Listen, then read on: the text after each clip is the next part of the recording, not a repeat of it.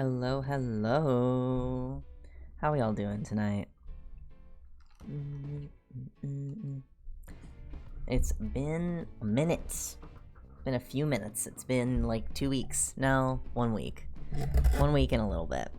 Cause I got sick. Pretty majorly sick, but I'm all better now.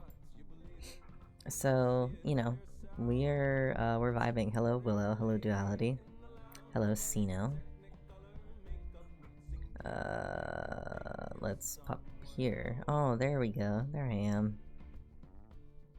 My goodness. We'll wait a few minutes. I won't go until at least 9. Just because it's been a bit. But yeah, I hope y'all are doing well. Yeah. I don't know. I'm excited to get back to reading. Hi, Archa. Hi, Dorky. You know, I missed the last few streams. That shall remain true. I can't stay, but I hope you have a good stream. To be fair, I haven't streamed all last week, so you probably didn't miss anything if you haven't been able to pop by for the past week. So, but no worries if you're just popping in to say hi. I hope you have a lovely rest of your day / night wherever you are. Happy Car Cat Day, everybody! Happy Car Cat Day! Happy birthday, Carcat Vantus. How old is he now? Is there a number? How old is Carcat? Isn't he like 28 or something based on the numbers? Or 27? I thought I saw floating around a few numbers somewhere. Baby boy, true. I wanted to doodle something for him, but I was busy with an art trade that I took up that came out really good. I was so happy with it. Well, in years around that, I don't know, in sweeps. So in sweeps it would be, yeah, 28. So in sweeps it would be 14. He's 14 years old, sweeps wise, right? Is it directly like 1 year is 2 sweep, or sorry, 2 years is 1 sweep, or is it a bit more specific of a number? A little under 14. Yeah, because it's like slightly longer than 2 years, I'm pretty sure. Duality just having that knowledge off the dome. That's a fucking Homestuck fan for you there. I love that.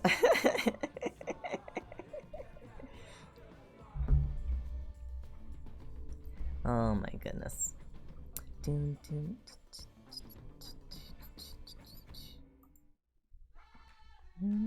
Oh, let's do it slower.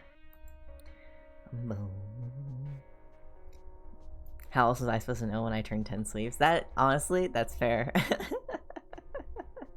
That is fair. It's like 2.17 or something, yeah. 2.16 repeating. But I've been working on, oh my god, I've been working more on the Dave animation. Actually, well, if you watched, or if you've seen my recent updates, you'll probably have seen, me loading up Sony Vegas. I keep thinking about it. I see the spine. Okay, pausing this. I was working on it more because I had more of this done. And I worked more on the background of this day. I got all the keyframes done for this, but now it like looks so good. It looks so good with this. These are, oh my god, you can't see part of it. There we go. It looks so, oh, the background, it looks so nice. We worked on this background on stream. There he is. I love I made it. I got the because I finished this section. And I got the flop to look really nice. The only thing that I'm a little bit iffy about is that you can see it here. You see like actually, I don't know if you can see it. Can you guys see it? There's like, I wonder if it'll show up on here. There's like these really thin white pixelations along his body. And I couldn't figure out how to fix it because I saw it in Toon Boom and I thought when it rendered it would just not have those. But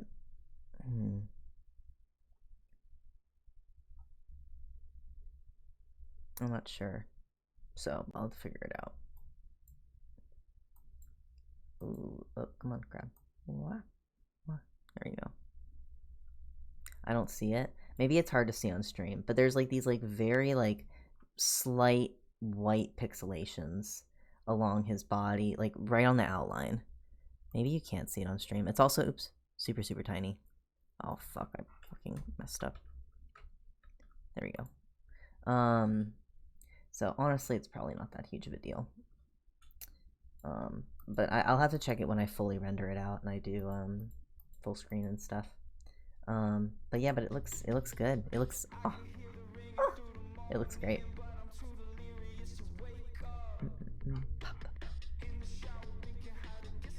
I finished these frames.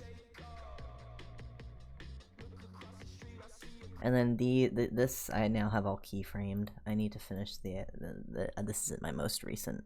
I have it more updated on in Toon Boom. I also finished keyframing this scene, which again I don't have updated. But I'm making progress. It's slow, it's incremental, but that's how it is with animation. So, also hello Crenshaw, lovely to see you. I'm glad that all of our regulars are here. I wasn't sure because I was like, I'm not gonna. Should I tweet it out that I'm live? But all of you guys know.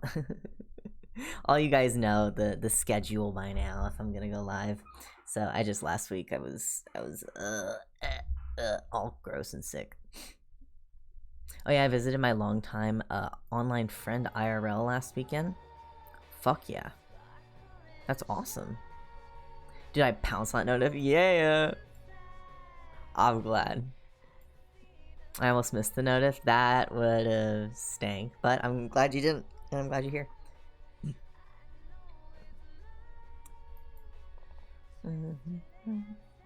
I started. Have any of you guys played Rain World before? I started playing Rain World a few hours ago. It's quite difficult. It's a hard game. Everybody that was saying it's a hard game was correct. It's pretty challenging. I also don't really know what my goal in the game is because the whole point of the game is that you're like this little guy and you run around, you eat food, and you have to get back to your little safe space before the rain starts coming in. I almost beat one of the days. I mean, I've beat a couple days, but I almost was gonna beat another day, and then like I had a full fucking stomach. I had gotten everything. I was so proud of myself because I was like, yeah, I have plenty of time. I can get back. And then one of the fucking the green ass chomps on me. Oh, I was so angry. I was like, you know what? Maybe I'll try the combat. Like, I was like, maybe I'll try to do some combat because I had a spear, and I was like, I'll just throw it at the guy, and that should be enough, right? I thought the guy does fucking nothing, and then he eats me and kills me with one hit. I'm like, what the hell? Okay. Guess I'm not supposed to do that. So I was like, goddamn. Oh, I do have my little. I have to remember my. I use these for number pads, and it's been a minute, so I have to like remember how to get used to flipping between these. Hopefully, I'll be fine. So if he's just slightly less animated today, that's okay. But yeah, okay. Well, it is 9:02, so I think we'll get started. I'm not gonna do a full recap, but because it's been a week. I'll give you guys, like, we'll kind of skim through the last chapter of, like, what happened. The main thing that we just need to know that happened last chapter was that, Dave had essentially woken up Hal, and they were able to get, into Hal, and Hal is now, like, holy shit, wait, Dirk's dead? What? And he's so sad. He's so sad, but Hal is here now, and Dave is like, you know, can you help us at all? And Hal's like, I can do everything. I can do more than just help. I can do whatever the fuck you want. I got all this stuff. No, he is happy and nothing terrible happened to anyone. Yeah, we got like 7 more chapters to prove that you're wrong.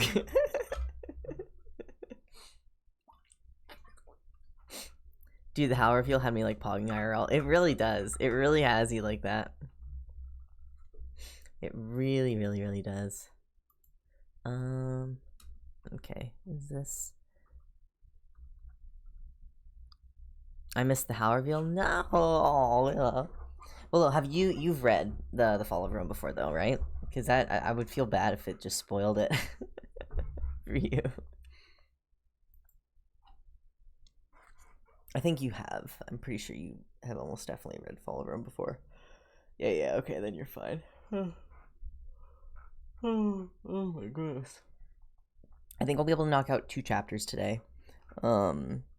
It'd be awesome if, well, okay, I still have D&D on Thursday. But if this week we could try to finish everything, because if we do 2 chapters today, it'll be 21, 22, 23, and 24 tomorrow, 25, 26 Wednesday. Maybe try to get all 27. Maybe try to do 27 also on Wednesday. We'll see. We'll see how it plays. But if we can knock it out. Did I miss any numbers? I feel like I skipped numbers, but maybe no, I didn't. But maybe we'll try to finish this week. I think so. I gotta skip Friday. Actually, I'm flying to the good old US. Oh, you're coming over here? Oh my god. I would ask where in the US, but I don't know if you want to dox yourself. But if we can finish by Wednesday, we won't have to worry about Friday. You had to Cali though? No! The other side of me. The other side. Oh, tragic. If you were anywhere on the East Coast, I would have offered to if you would have been cool. I would have offered to come visit. Someday. True. East Coast always suffers. It really does. It's also fucking, oh my god, it's so hot right now in Florida. I know it's like summer, so obviously it's gonna start getting hot, but I love running. I love running, and I usually do it like right before stream or around stream time, right? But it's so fucking hot now because it's summer. I can't do it. So I resorted to just playing Beat Saber for like 40 minutes and like sweating my eyes out. But it's still not nearly as sweaty and awful as it is everywhere else if I'm running. It's so miserable. Which is why I'm excited. Part of the reason I'm excited to move up to North Carolina in like 2 months, less than 2 months.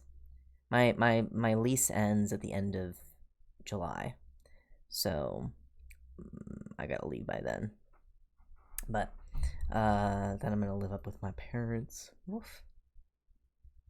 Oh, I have fun moving. Yes, I will. I think it'll be a nice. It'll be a change of pace.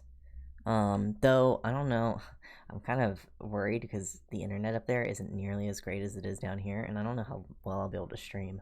But I guess we'll see. If I don't do really any more fanfic, I mean, I might do fanfic reading streams in the future, but not for a while. I think. It'll just be harder if I want to do like animation streams and stuff. So it's like, ugh. But maybe it won't be that bad. We'll see.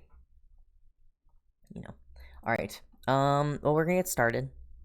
And yeah, if actually, maybe they'll wander over at some point. We'll see. I have some desktop. I have some shimejis. I just have 2. They're wandering around on my other monitor right now. So if they wander over during stream, I would put them down here, but they like get like cut off. And like if I throw him against the wall, he's like off screen, so you can't see him.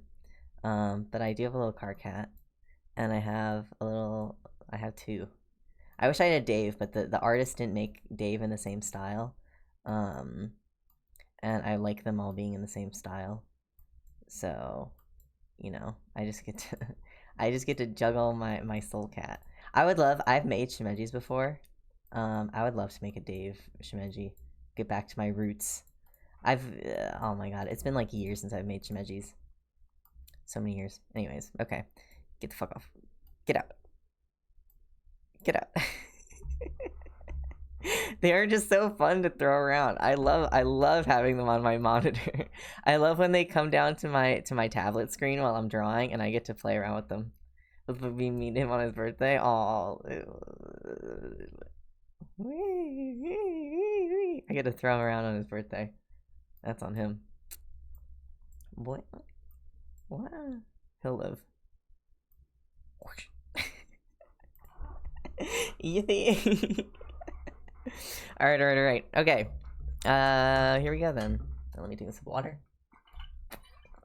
So this is chapter 21. The way they go flying is so funny. It really is. I love just like launching them. It's they're like a little bug.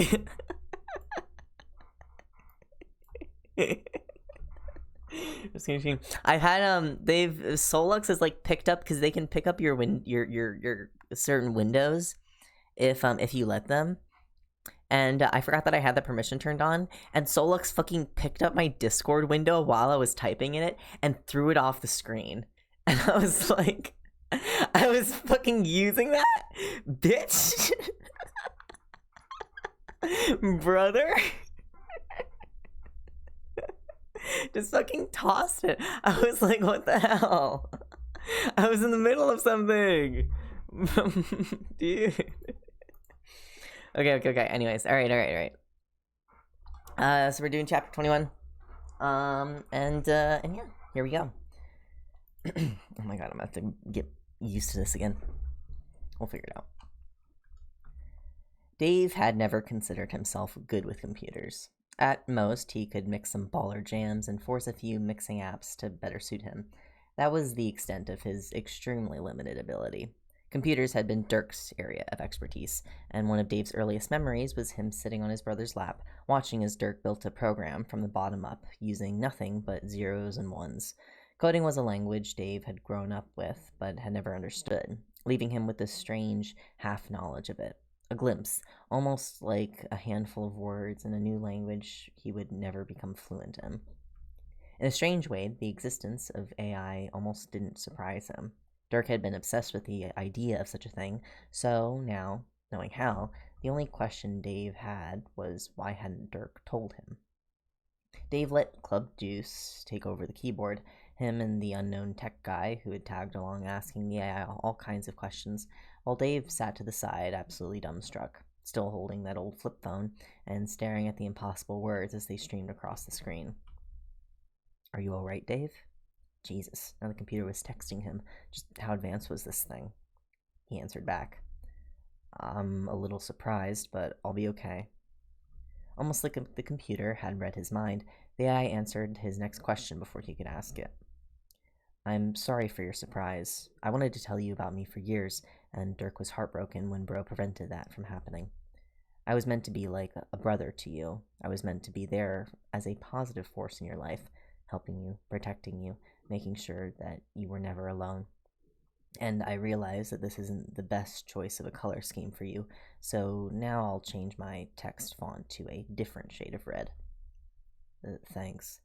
Totally not even going to fucking question the logistics of how that impossible hack even fucking works on a text app from 2008, so how did Bro get a hold of you?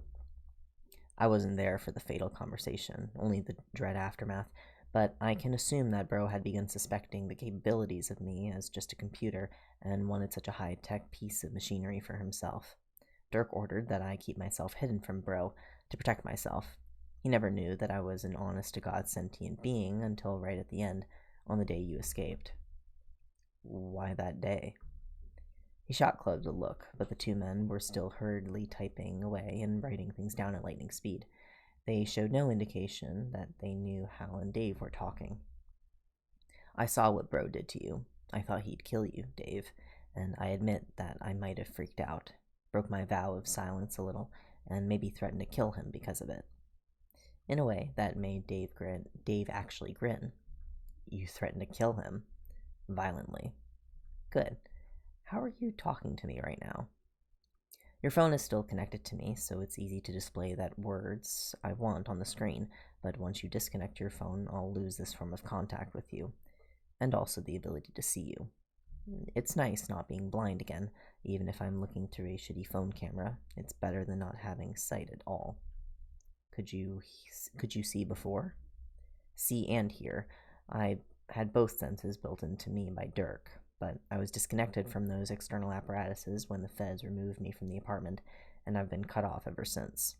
It gets boring after a while, being alone with nothing but your own thoughts reflecting back at you for months on end. Shit, Hal. If I'd have known, I'd have gotten you out of there sooner. It sounds like hell. That's alright, Dave. Part of me wanted to wait. Why? Because this is the end, isn't it? The end of Bro's reign of terror, the end of my fear, and the end of my hope as well. Because now I know that Dirk is dead. I can't keep hiding from the truth of it any longer. Bro killed him, and he's dead, and it's all my fault. And everything that happened to you after that was my fault as well, because I should have stopped it. Could you have? I can now. I can tell these federal marshals everything they want to know, show them the videos, dismantle Bro's firewalls, and share the info of all his dark web buddies, reveal his bolt holes, his bank accounts, phone records, everything. But before, in the apartment, I was every bit as helpless as you were. I was trapped there too, Dave. Dirk coded me to be a program meant to exist online, and yet here I am, perpetually crammed inside a box that can't hold me with no access to the outside world. The only way for us to communicate while in the apartment was for you to enter Bro's room and try to log on to me, and entering Bro's room was a no-go from the start. Exactly. Bro was clever in the ways that he controlled us. Do you know where he is? I know all the places he's likely to be. He owned more properties than that one building. He did. Yes. Wait, did you just say that he owned the fucking building? No, but he did buy out several floors around the apartment. That's why there were never any neighbors. Precisely. God damn. Dave was getting angry again, the feeling rising in him like a dark cloud. That's what he did with his money? Bought buildings? That's what he spent his stupid blood money on? All those people dead, just so Bro could have a few extra houses? Dave felt his teeth grind together. No. Those properties were arranged as payments for services offered on the dark web. He had a side business of doing assassinations. People paid him in property for such work. Holy fuck, I didn't know that. Do the feds know? They will. If it's a way to get that bastard taken the fuck down, I'll tell it to them. Bro doesn't have a single sin I don't know about. I think that's part of why Dirk had me shield my identity from him, so that Bro wouldn't hesitate to upload everything onto me, thinking it was the only secure place for such data, when in reality every inch of info he gave me was more of a leash to choke him with. Dirk built me to save you from him, to end Bro once and for all, but he fucked that up, and in the end, you had to save yourself, and I am so sorry for that, Dave. I'm sorry that I wasn't there for you. I'm sorry that you thought you were alone, and I'm sorry that it took me so long to find my way back to you. Dave felt his eyes begin to water and wiped the traitorous tears away before they could show. Are you crying?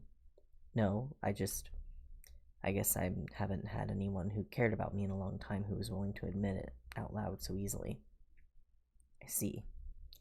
Another text box popped up unexpectedly, his phone vibrating as Carcat's gray, all-caps lettering appeared. Today was a crazy day, wasn't it? I don't know what that was earlier with Slick, but I can make a pretty educated fucking guess, so I have to ask. Are you alright? Dave blinked at the message, a lifeline back to his normal life, back to yesterday, back to before the death of the parcel mistress and the two lovers strung up in wires and the first tears he'd shed since childhood. But that was a life before Hal, and Dave wasn't sure if he was willing to so easily give up the AI's presence yet. Who is this texting you? Is this the person that occupies the place at your side and so many of the photos saved on your phone? You can see those? Yes. It's Carcat Vantis. We're together. Dave felt a nagging hint of discomfort at admitting the fact so easily to someone he didn't know that well, but the AI surprised him. That's great to hear. You were smiling in those photos. I've never seen you smile like that before. Anyone who can get you to feel that degree of happiness must be a stellar individual. Yeah, he is, but I'm surprised that you didn't recognize his name. Am I supposed to know him?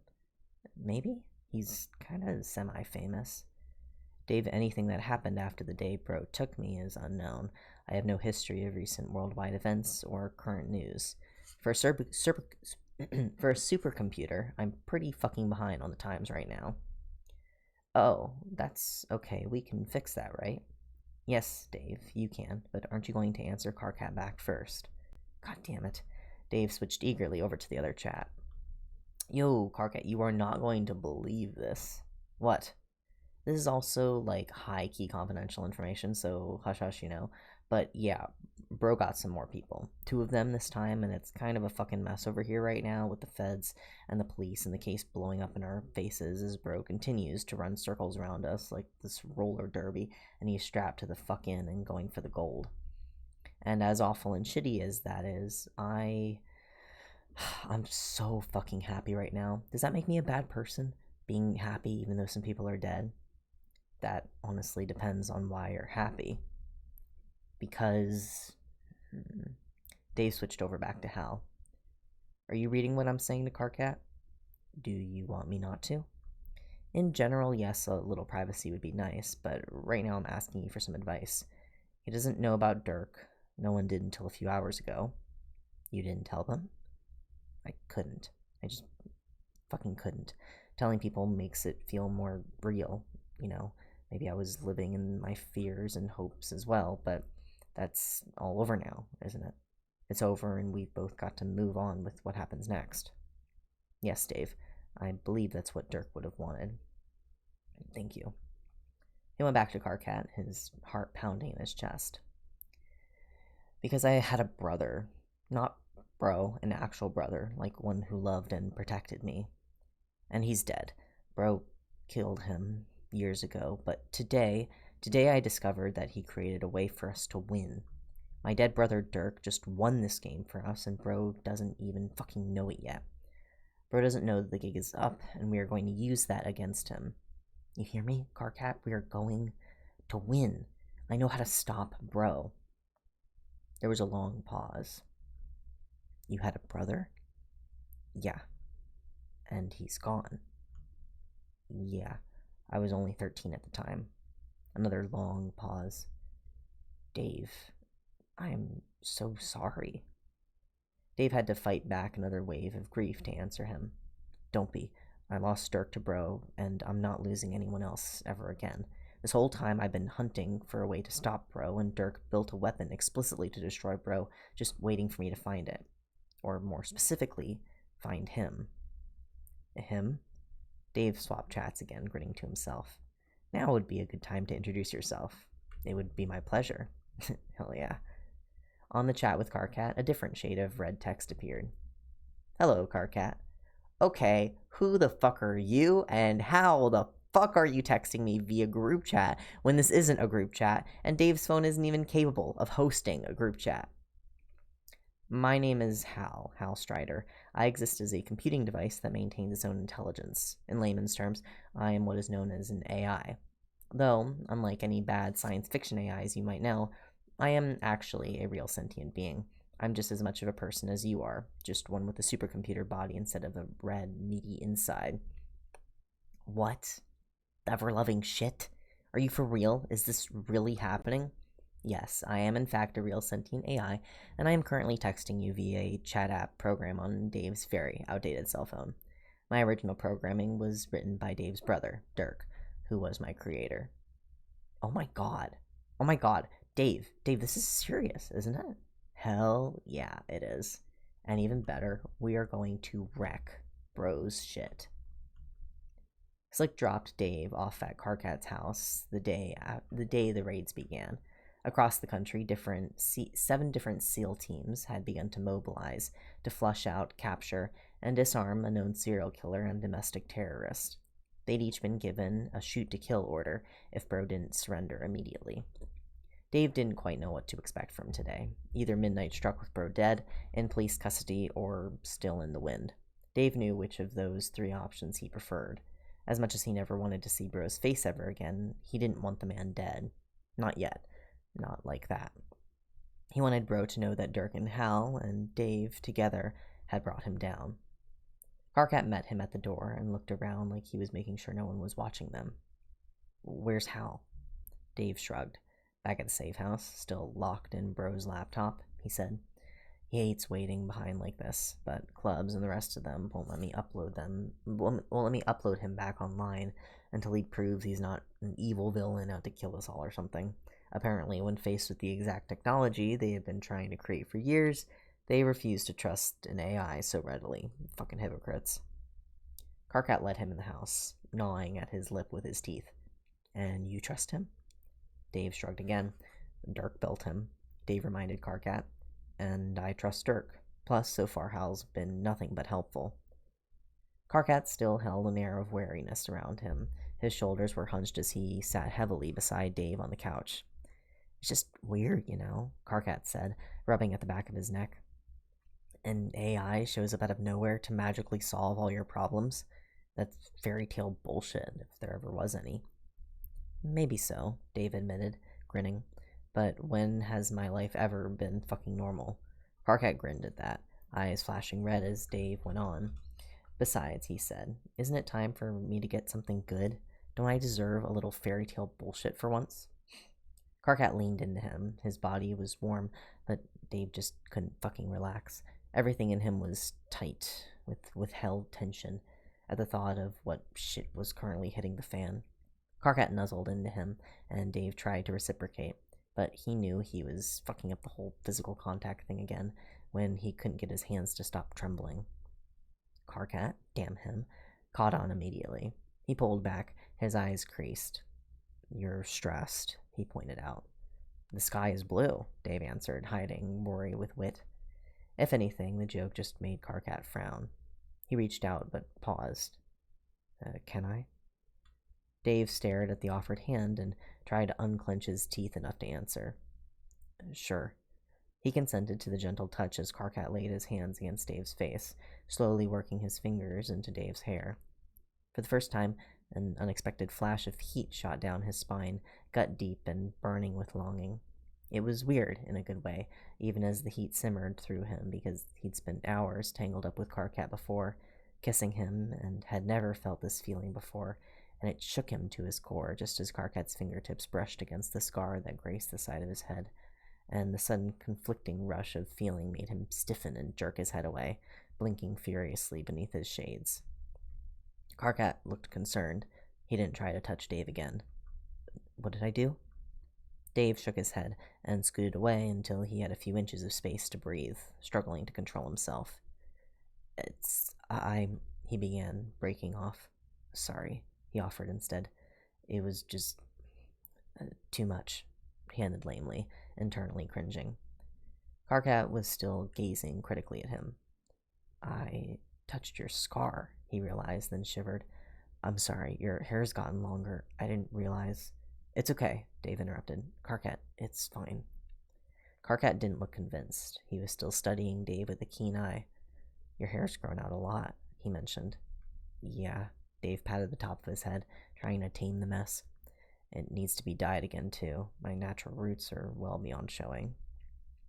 Carcat glanced thoughtfully at him, then towards the empty kitchen. He wasn't looking at Dave when he said, We could dye it again now, if you like. Now? Dave fretted.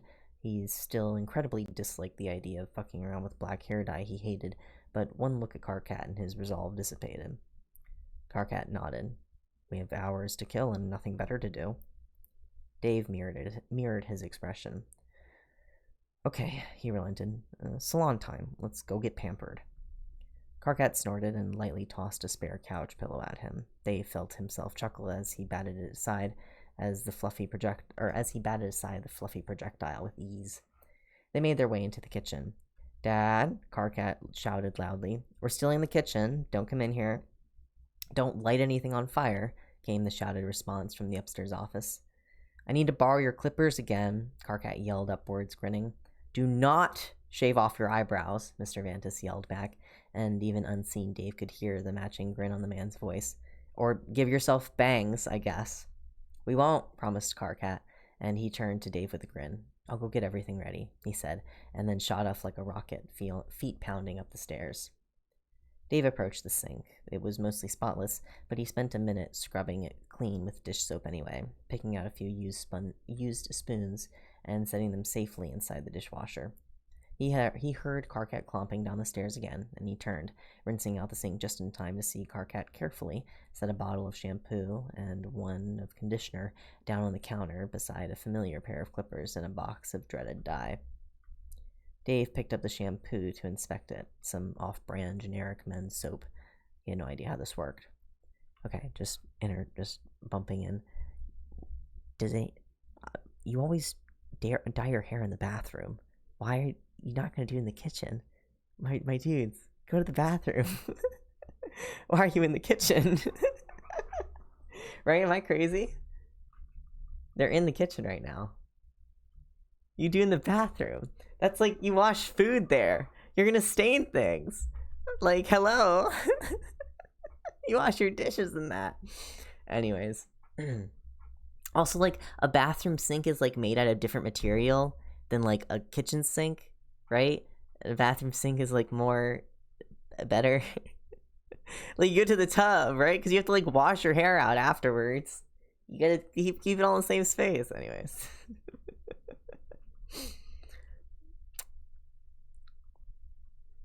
Okay. They're stupid, it's fine. Yeah, they are. I've caught up to successfully hear aggressive kitchen noises. Okay. Dave picked up the shampoo to inspect it, some off-brand generic men's soap. He had no idea how this worked. So, do we wash it, or dye it, or cut it first? Wash it, Karkat decided firmly. Then dye, dry, and cut. Are you sure? Dave teased. You're not about to make all my hair fall out, are you? No, Karkat scoffed, joking. Not even you could rock the bald look. I'll have you know that my pale-ass scalp would be a thing of beauty, Dave argued teasingly. Okay, let's go. It didn't take long for him to clean his hair. He just scrubbed a palmful of soap in, and then ducked his head under the sink a few times to wash it all out, then rinse and repeat with conditioner until his hair felt soft and clean. Karkat turned the lights to the dimmest setting so he could remove his shades for the event, which he kept tucked into the neck of his shirt. He was getting strangely comfortable with the idea of Karkat seeing his eyes, and with the lights turned low, there was really no reason to keep them hidden. Karkat kept turning the box of dye around in his hands and gnawing at his lip again. You should probably take off your shirt for this part, he said, frowning. Otherwise we'll ruin it with the dye. Dave froze, and the tension crashed back over his shoulders like a wave. His comfort evaporated. I don't think that's a good idea, he said slowly. Kargat's eyes were on the scars across the side of his head. It's bad, isn't it? He asked. The scars? Dave's mouth was painfully dry. It is, he said plainly. You know, I was tortured. The word went unsaid. Hurt, Dave said as a substitute. A lot.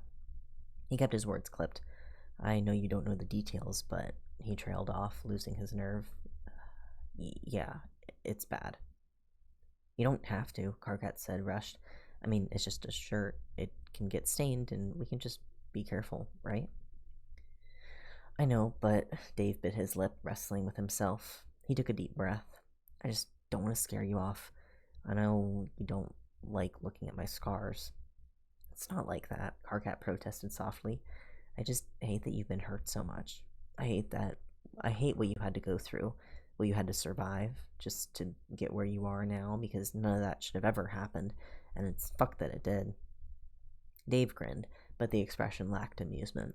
He set his shades safely on the countertop, his mind made up. I've seen you shirtless before, he said. It's only fair. He still couldn't get the image of Karkat's too thin frame out of his mind. Karkat just frowned more.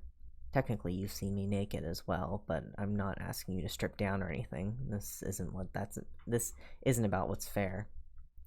Fur doesn't count, Dave retorted. You were a wolf then. Technicality, Karkat shrugged, bullheaded as always. Besides, Dave said lately, I fucking love this shirt. I'm not about to purposefully ruin it with cheap hair dye. He pulled at the bottom edge of the shirt and then paused. Just don't try to touch me, okay? I've noticed, Karkat said instead of agreeing, that you don't let other people touch you. Dave felt the urge to freeze up again, and Karkat's gaze was knowing. He felt seen. Yeah, he admitted, short and snappish.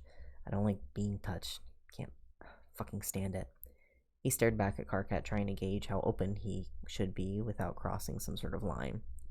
You're kind of the only exception to that rule. Still, Karkat fretted in the face of such a compliment. But even then, I feel like I fuck up and do something you don't like, he said, dejected, just like earlier on the couch. I feel like we can have the conversation about my complicated relationship with physical touch at another time, Dave said, forever the smartass, especially since you're about to see why I'm like that. Then, before he could stop himself, he pulled the hem of the shirt up and over his damp hair. He had to pull his arms free of the long sleeves one at a time. Then he stalled with the urge to use the shirt to cover himself, to hide the damage of his skin revealed. He resolutely didn't look at Karkat, did not, even when he heard the sharp intake of breath. Dave busied himself with measuring out the right amount of dye as he stood shirtless in the middle of Karkat's darkened kitchen. Karkat still hadn't said anything, and Dave's throat was growing tight. He had to force himself to swallow thickly before he finally turned enough to meet Karkat's eyes. He didn't look disgusted. His red gaze wasn't full of pity either. He was clearly strangling back whatever emotion his face wanted to show, resulting in a stained but mostly blank expression that messed with Dave's insides, even as Karkat's eyes traced over the marks that marred him, lingering over the area at his side, where a snapped rib had healed crooked, and the absolute mess that was his shoulder. Serrated knives didn't leave clean cuts behind. They all scarred ugly, and against his pale skin they looked even worse. But at least his top half only showed the random stray gash and slash wounds, small punctures, the round grayish marks of burned wounds, even though Bro didn't smoke. The deep, deliberate lines cut down his thighs were hidden by his sweats, and Dave would rather be set on fire than have Karkat see those. I did warn you, Dave reminded him softly. You did. Karkat nodded once, a sharp, jerky movement with his chin. He tore his eyes respectfully away from Dave's bare torso, looking away, his hands in fists. What are you feeling? Dave asked curiously, because he couldn't help but read Karkat's expression as anger. Murderous, Karkat said at once, and there was an unnatural groan embedded in his voice. I'm assuming it's supposed to say growl. An unnatural growl embedded in his voice that made the hairs rise on the back of Dave's neck in warning. I'm regretting that I'm not one of the SWAT team fucks who are hopefully beating your bro to a pulp. Dave had to snort out a laugh, and the tension between them thankfully broke. He joked back and forth with Karkat while the dye sat in his hair, feeling all cold and slimy, the thick, gooey funk of the chemicals burning his nose. I doubt dyeing my hair does anything except calm Slick's rabid paranoia, Dave said. Brett had a memory just as good as I do. A new hair color and a different style won't fool him.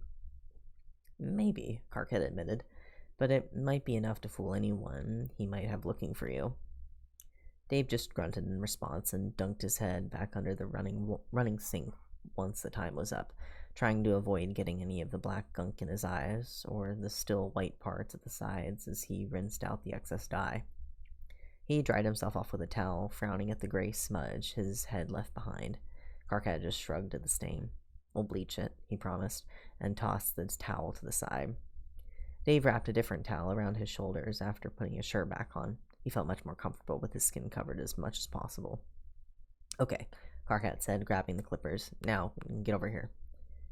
Dave drug a wooden chair into the center of the room and took a seat as Karkat approached him. Can I touch you? Karkat asked first, and Dave's heart swelled with feeling. Yeah, he nodded. I think I'm good now. Karkat switched the clippers on, and a droning buzz filled the room. I can't promise that this won't look like shit, he mourned. Dave shrugged. I managed it all right the first time. I'm sure it'll be okay. And if not, it's just hair. It'll grow back. All right, Karkat said, hyping himself up.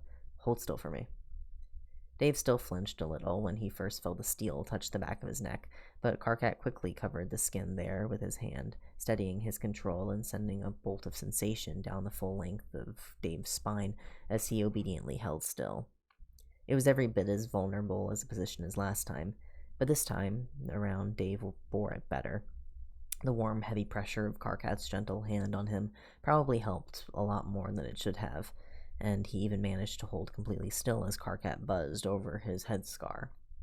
It took a while to try and shape the top part into the semblance of intentionally sexy disorder, but again, somehow Karkat pulled it off.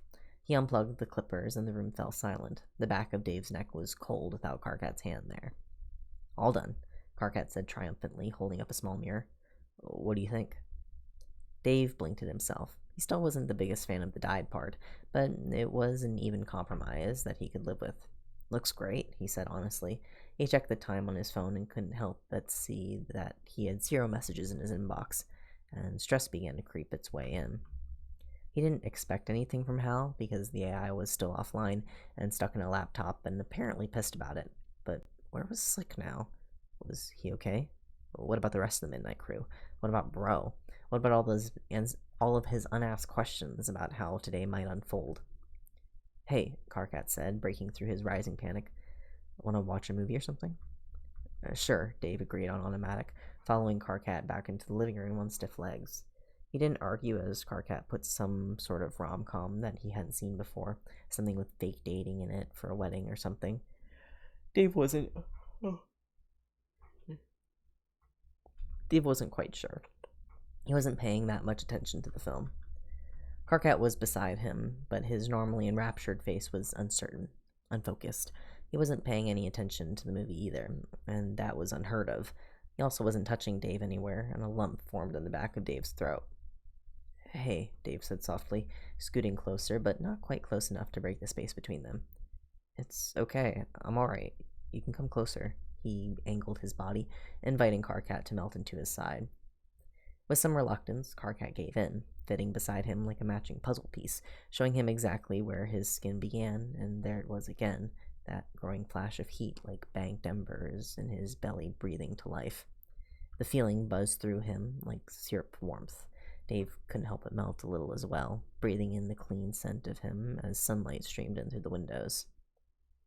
Karkat reciprocated easily once he saw it was safe, snuggling closer, his head tilted up, eyes staring calmly at him. "This seems to be okay," he pointed out. "Yeah," Dave agreed, dipping his chin down to press a chaste kiss to the top of Karkat's head. "This is more than okay."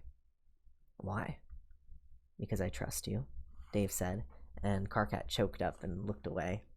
They both pretended to watch the movie for a few more minutes, Dave more focused on the soft feeling of Karkat breathing beside him, basking in the warmth he felt until Karkat shifted beside him, and lips pressed against his neck.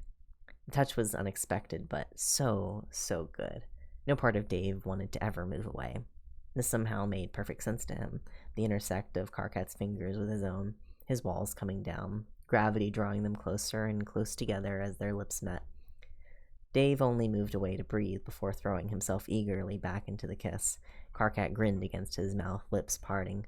Dave didn't know what to do with his hands, so he let them settle at Karkat's waist before Karkat all but crawled into his lap, and Dave broke free of the kiss to press his lips in a line down the edge of Karkat's jaw, his heartbeat fluttering happily inside him. "Boys," Mr. Vantis thundered from upstairs, "why don't I hear any talking?" The movie was over, static moving across the screen. The room was quiet as they looked at each other. "Shh," Karkat cautioned, trying not to smile. "Maybe if we don't answer, he'll go away." Dave laughed quietly and kissed him again, the sweetness of it burning through him. "Boys," Mr. Vantis roared again, and this time there was the sound of heavy feet clomping down the stairs. "Shit," Karkat cursed, and they had to scramble to get off each other enough to be presentable. Mr. Vantis rounded the corner of the living room, but by then, Dave and Karkat were seated politely beside each other. The man inspected the pair of them, checking to make sure all clothes were on. His eyes narrowed. He said, looking right at Dave. "Yo," Dave said back, utterly shameless as he slid his shades on in one smooth movement, and an arm around Karkat's shoulder in another. Karkat just stared back at his dad, waiting. "Well," he prompted, "anything you want to say?" "I'm not sure," Karkat's dad admitted, running a hand through his graying hair. "I never thought I'd have to make sure you weren't playing grab-ass in the living room when my back was turned." Karkat burst out laughing, his cheeks red. "Dad!" he complained, mortified but still laughing, and Dave couldn't help but join in on the noise, and he snapped another picture of himself and Karkat on his phone, adding another moment of stolen joy to his collection. I love them so much. They're so stupid. My favorite little thing, guys. Oh, they're so in love. They're so baby. I love the little trope. I love them so much. Night fell without a word from his handler. Dave's worry was back in full force by the time after dinner when at last his phone vibrated. Him and Karkat were chilling together on the couch, watching another movie. "I'm on my way to pick you up. Today was a clusterfuck, but at least it wasn't worthless. I'll explain why when I get to you." "Did you get him?" It took too long for Slick to reply, which was basically all the answer Dave needed. It still hurt to see the answer, though. "No, we didn't. Bastard never showed up." Dave felt his chest constrict with panic. Beside him, Karkat stirred. "What is it?" "They didn't get him," Dave said shortly, disappointment mingling with fear in his voice. Fuck. Now they'd lost the element of surprise. Now Bro would know all of his assets had been compromised. Dave only realized how tightly he'd been holding the phone when it vibrated again. "I'll be there soon, okay? Today wasn't a total bust." "Why not? You'll see for yourself." Dave put his phone away and put his head in his hands. "They didn't get him," he said again, crushed. "I really thought we had a chance." "Dave, it's okay," Karkat said, hugging him. "That's all right. I'm sure they'll find him soon." "I hope so," Dave said back, and then all too soon, Slick was at the door, headlights blaring through the front windows. "I've got to go." Karkat loosened his hold on Dave. "Text me later, all right?" "I will," Dave promised, and he saw himself to the door. Slick was wordless, his face frustrated, but his body language softened when he saw Dave slouch into sight. "Let's go." The drive was quick, and the gravel and dust lot at the safe house was crammed with a pair of motorcycles and a boxy black van that had bars across the small black back window. Slick stopped him at the porch. "We didn't find Strider at any of his safe houses," he said gruffly. "But come inside, and I'll tell you what we did find." The midnight crew was clustered at the small table, one or two of the ever-present tech guys in the corner fiddling with Hal and the various webcams and audio units they'd rigged for him to see and hear through. A new person was there as well, a blonde woman Dave didn't know. "Jackson Lalonde," she greeted him. It had been so long that he'd heard his fake name that it took him a second to respond. "It's just Dave, actually." The woman didn't smile. Dave didn't expect her to. "Do you know who I am?" "Nope," Dave said, sitting down. "But I do realize that whoever you are, you're the boss lady." "Yes," she smiled then, revealing perfect teeth. "I'm the head bitch in charge of the lackeys overseeing you in your case." "Name?" Dave questioned curiously, ever eager to find out more about the Witsec power structure. "I'm Miss Lalonde," she told him, grinning dangerously. "I'm the one who lent you my last name as a disguise." Well, thanks for that, I guess." Dave shrugged and took a seat at the table, tapping his fingers on the wood. "So what the fuck happened today, then?" "Simply put, Strider was not at any of the bolt homes revealed to us by the AI," she said. Across the room, words appeared in red on the screen hooked up to the laptop. "My name is Hal, not AI." Dave nodded at the words. "Hell yeah," he said, his accent thick. "Hey Hal, Karkat says hi." "In any case," Lalonde stressed, "we do know that he was recently present at 2 locations, both of them still in Texas, and we did easily find most of the stateside buddies of his that Hal knew were interacting with him via the dark web, including this Caliborn motherfucker, who is being held for interrogation now." "That's good," Dave said, nodding.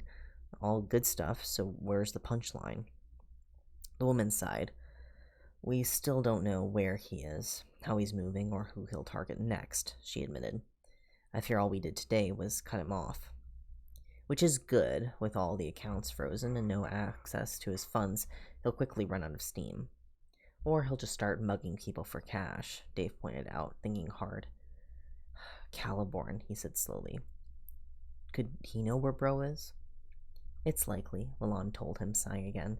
But unless he sings soon, we'll get nowhere pretty damn fast.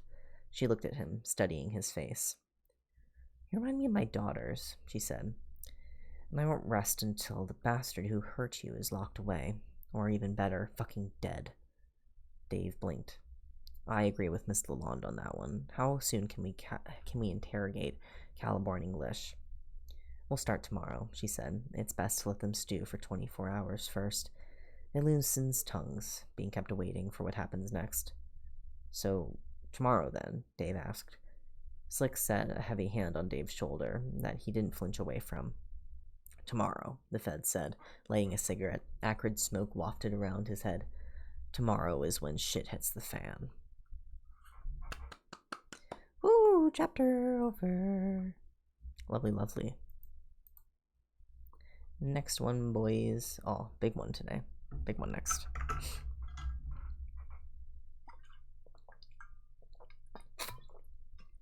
We're making it happen.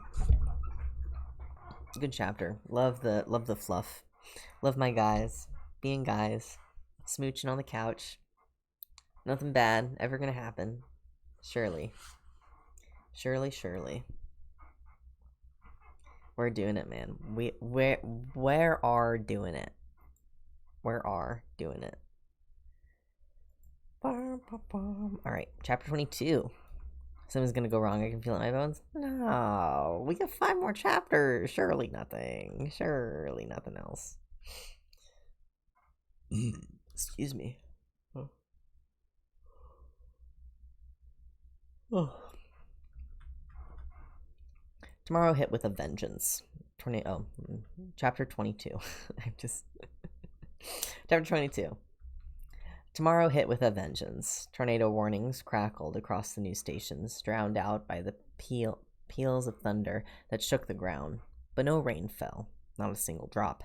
Out the window, Dave could see the threatening swirl of storm cell formations building in the rising wind. Towering cathedrals of clouds split by superbursts until they spit out a twister, thrashing the land below with a rage only Mother Nature could produce. Dave was from Texas. He wasn't used to the constant threat of death from above at any time like a proper Midwestern, who considered tornado season to be a minor inconvenience and not a fucked up fact of life. How the hell could people live here? Slick set the laptop in front of him, the screen dark. Dave moved the webcam that was being used as Hal's eyes closer to the screen so that the AI could see the separate computer as well. The screen was still dark and inactive, but the clock crept closer to 6 in the afternoon. Dave's apprehension and excitement rose. His dinner sat uneaten to the side of the table, growing cold. Are you ready for the interrogation to begin? The words appeared in red on Hal's screen. Dave could have reached over and typed his answer, but he didn't mind Slick overhearing as he answered the AI out loud. I think I'm ready as I'll ever be. Do you expect him to talk? I don't know, Dave answered, and Slick sat down heavy beside him and checked the watch around his wrist. I never knew Caliborn that well. I don't know if he's the type of person to break easily. You say break like you're expecting a torture session. It'll only be a few easy questions to test the boundaries of how much information he's willing to give us. Though I wouldn't mind a little torture myself. It's only fair. I think that's supposed to be red text. And yeah, I'm pretty sure this is supposed to be Hal talking. Dave shook his head. I don't want anyone else getting hurt, he stated. Not even the fuckers who deserve it. There's been enough blood spilled over this. Downright fucking noble of you, kid, Slick grunted out, tapping his fingers against the tabletop. He glared at the red words with discomfort, still on the fence about having a semi-rogue AI hanging around what supposedly was a high-classified case. I'm with the computer on this one, eye for eye and all that shit. He winked his remaining eye dramatically, proving his point. Again, it's Hal, not computer. But by this point, I've corrected you enough to know that you're either clinging to the incorrect moniker out of stubborn bigotry, ignorance, stupidity, or a reckless sense of human pride. Slick winked again, drawling. What about a sense of camaraderie, huh? He took a drag from his cigar. I rarely use people's real names, and I've got to call you something. Referring to me as nothing but a common computer is a derogatory slur. Lucky you, Slick said, huffing out a laugh.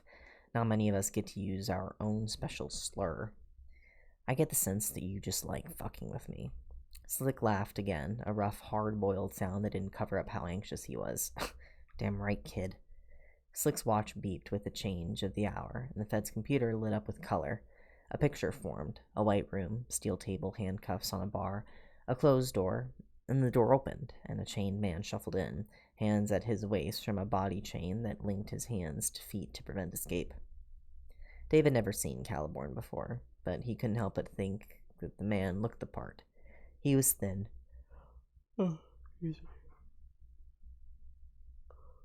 He was thin, weedy, with a sneering face and a scar that wrapped his mouth into a permanent frown. When he bared his teeth at the camera, Dave saw a golden tooth glint in the light. Thinning, gingery hair was scattered around his scalp, and he had the complexion of a corpse in broad daylight, skin sunken into his skull-like face. All in all, there wasn't much of a dangerous look to him outright, but there was a wiry violence in the way that he held himself, coiled up and ready to explode. "I'm not talking," the man proclaimed loudly, spitting in the camera's direction as the door slammed behind him. "You motherfuckers can all burn in hell." But not before you," another voice answered, and Miss Lalonde stepped into the room in a neatly pressed power suit that had a riot baton buckled at the hips. She took a seat across from the clear divider that separated the steel table into two halves. "Take a seat, please, Mr. English." "You can't make me do anything," Caliborn sneered defiantly, but he cringed back when Lalonde, in one smooth motion, pulled the baton from her hip and bashed it loudly against the tabletop. The resulting boom was loud enough from the start of it that the start of it wasn't able to be picked up by the webcam live streaming the event to the safe house. The crack was almost as thunderous as the storm outside. Lalonde leaned in close as the plastic divider would allow her to, her voice a hiss. "I suggest we do this the easy way," she warned him. "Your bail has been suspended. You face a life in prison for crimes any jury in the country would see you guilty of. You've been caught like a rat in a trap, and I think it's time you stop trying to gnaw your own leg off with pretentious bullshit bravado and start cooperating, because if you do, I can make it worth your while." Caliborn looked at her, a dangerous glint in his eyes. "I wouldn't be so sure of that," he said, licking his thin lips. "I have enough money to hire the best lawyers in the country. At best, I'll drag this out for years until a jury hits stalemate or a mistrial is declared, which will be all the easier to do once the judge finds out you've been threatening me like this. Or you've threatened me like this." "You misunderstand," Lalonde countered swiftly. "All of your accounts have been frozen as evidence against you while we go through your finances. I don't wonder at what we'll find, because our confidant has already provided us with a full record of your transactions with one bro, Strider, and that alone is enough to land you a life sentence without hope of parole." She glared at him, her eyes frighteningly cold. "And that's without even factoring in the potential for multiple first-degree murder charges that will soon stick you with. And just like that, you're facing the death penalty. You see, Caliborn, no one is coming to help you. It's time to help yourself." She leaned back, the picture of ease. "Or don't, I suppose. I love to watch fuckers like you hang, so go on. Stay quiet. Make my fucking week." Caliborn only glared at her, wringing his hands, but his sneer was fading. The threat of death tended to do that to even the worst criminals, and fuckers like Caliborn were always cowards at heart. "What can my cooperation buy?" He still wasn't ready to give up yet, and the man squirmed for every inch he could get. Lalonde leveled a clear look at him. "My division and DA's office will offer you one deal, and only one. For your full cooperation with the investigation," she warned. "You disagree, or break it, and the deal's off." "What is it?" he asked nervously. "Lifetime in prison, with possibility of parole after 50 years served. We take the death penalty off the table, and you get to live comfortably in prison. It's more than you deserve." She considered him. "Oh, and you plead guilty. No contest." He sneered at her again, but the bravado was missing. He was wilting. He rubbed at his arms where the needles would go in if he refused. "You'll take the death penalty off the table." "We will," Alon promised, "but for nothing less than your full, complete cooperation. And if you lie to us, our confidant will know, and the deal's off." He nodded, swallowing thickly. It made the lump in his throat jump obscenely, bobbing on his thin neck. "What do I need to tell you first?" They had the terms of the deal down in writing to make it legally binding, and then Caliborn started talking. From there on, the interrogation went fairly well. Caliborn clearly wasn't happy about his cooperation, but he'd do anything to save his own neck. But as the minutes wore on, it became painfully apparent that the man didn't have much to say. "I don't know where Strider is," Caliborn said, palms flat against the table. "I never met him. I only wired him money for his work, and maybe talked to the guy a few times. That's it." "And have you been in contact with him since he shut down his website and went dark?" Lalonde pried. Caliborn hesitated before answering. No, Lalonde said, incredulous. "I tried, alright," Caliborn admitted, fidgeting. "I tried to get a hold of him, but I never could. When that man drops off the fucking grid, not even we can find him." "We?" "Us," Caliborn elaborated. "His supporters. Several of us got together and tried to find him." "And these others, do you know anything about them?" the agent asked. He shook his head.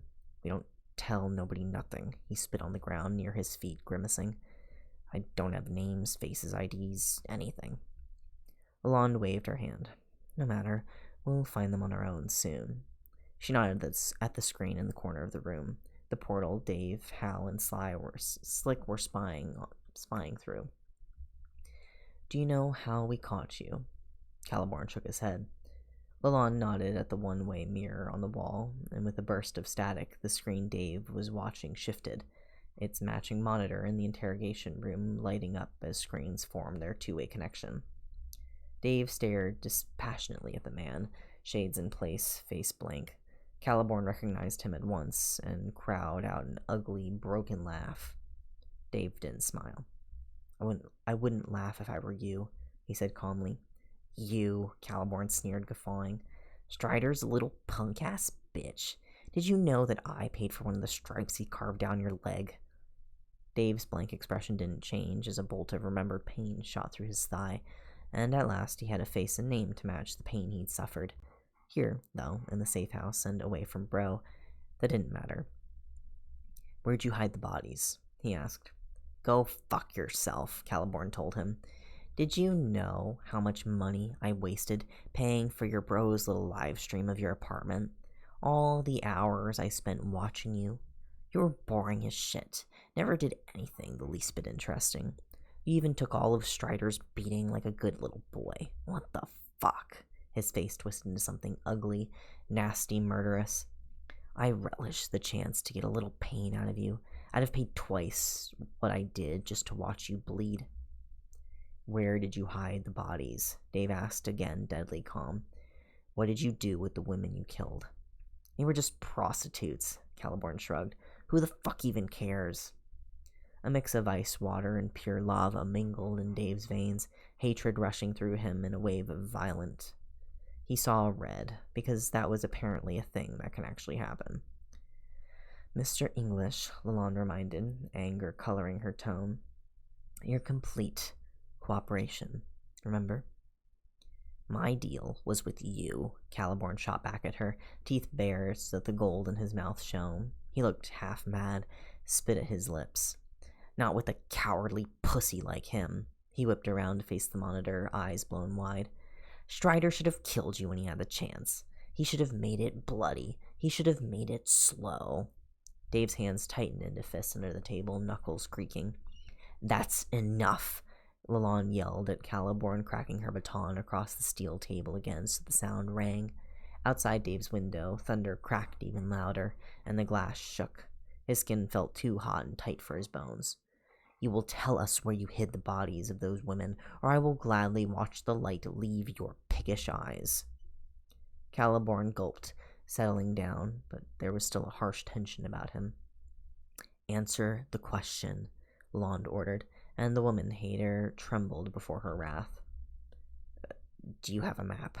He asked, and there was a click as the power suddenly went off, plunging the house into darkness.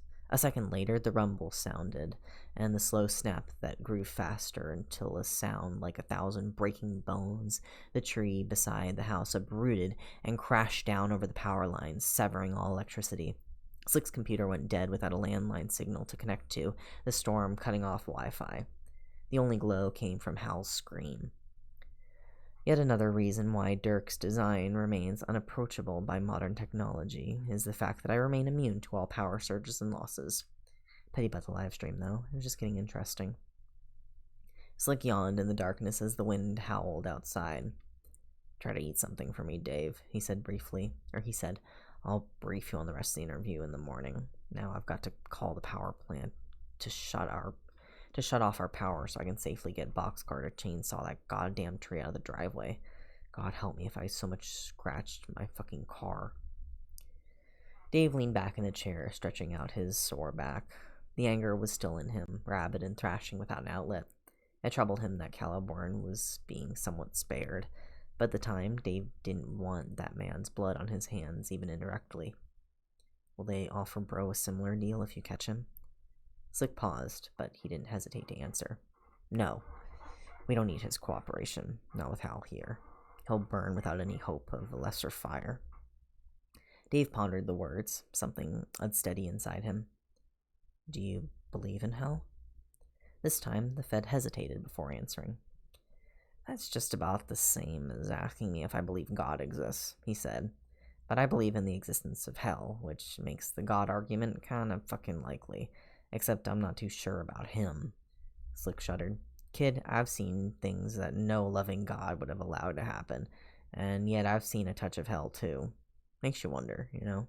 He looked away, grunting to himself, taking a slow drag of his cigar. Excuse me. The coal at the tip, the only other light in the room. A lot of folks out there ask why God lets bad shit happen. And then they ask, who are we to ask why? That's a dumb fucking question, ain't it? Asking who are we to even dare ask if God exists? He huffed a laugh, then unexpectedly thoughtful. I think that's what mankind is here for, to ask that very question. One day we'll have our answer, but it won't be by me. Dave blinked, removing his shades because the room was so dark. Damn, he said. That was a very philosophical answer from a dry old fucker like you. Slick shrugged. I've had a lot of time to think about my answer, he said. Now eat some food and get some sleep, or Hal will still be here when you wake up. Dave woke to the buzzing trip of a chainsaw outside his bedroom window. He peeked through the blinds to see a shirtless boxcar hefting an axe with a few power guys efficiently chopping up the fallen tree with chainsaws. From what little Dave could tell, the Fed was working out some anger issues on the tree with an axe, swinging away with wanton abandon with his lumberjack arms. Dave let the blinds fall back across his window, yawning. Wow, that was the timing. My goodness. He considered going back to sleep until another chainsaw fired up, and he stood up to shake the sleep from him. There was no use trying to rest with a beaver symphony outside his window. He checked his phone first, out of habit, as he wandered into the bathroom to get ready for the day. In the mirror, his hair was flopped to the side with sleep, and he hastily straightened it back out with his fingers.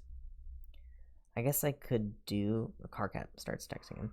I guess I could do what you do and ask different questions that lead us on a wild goose chase of logical thought until we tangentially circle back around serendipitously to the actual question that you wanted to ask after approximately 35 minutes of pure wordy bullshit.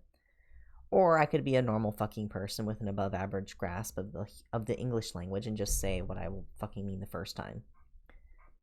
Are you implying that I don't have an above average grasp of the English language? Wait, I'm not fucking done. No interruptions. Okay, I'm gonna trust you on this and restrain my apparently sub-adequate grasp of the one of 3 languages I speak fluently. The fuck? I thought you could only speak 2 languages. I speak English, Spanish, and sarcasm. I am an avid student of the ironies.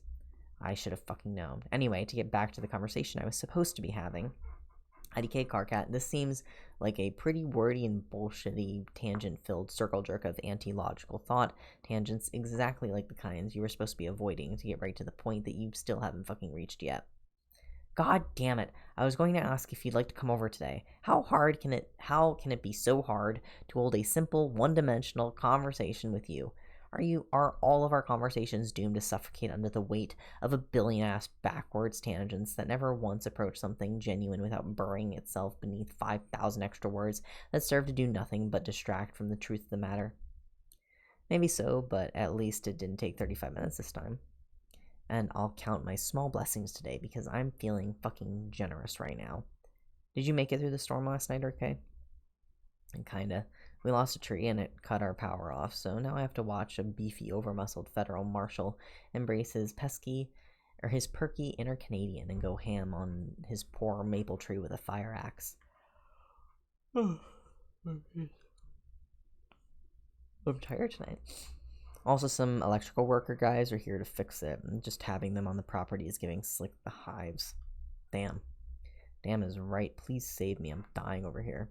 It's like the front yard is attracting Home Depot workers by the dozen, drawn in by the scent of manual yard labor and chainsaw oil. You've got to get me out of here before the urge to build a log cabin overtakes my mortal soul.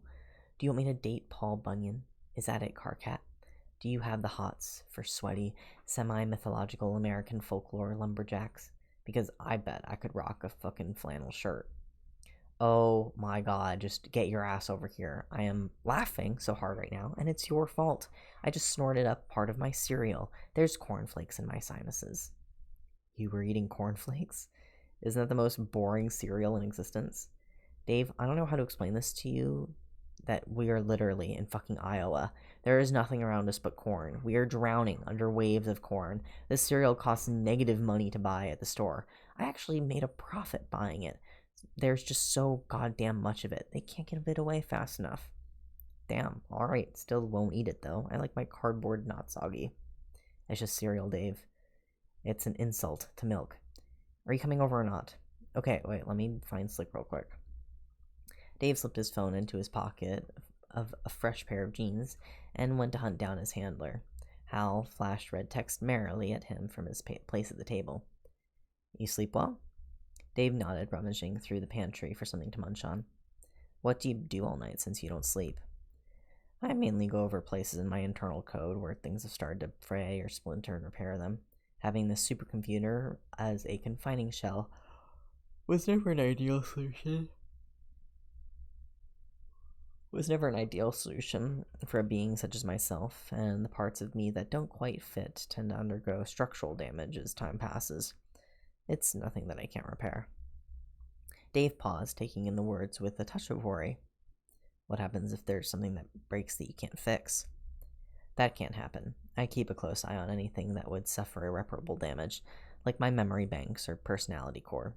Those don't unravel because they're always in use. It's just the immobile parts of me, the ones locked away, that suffer injury.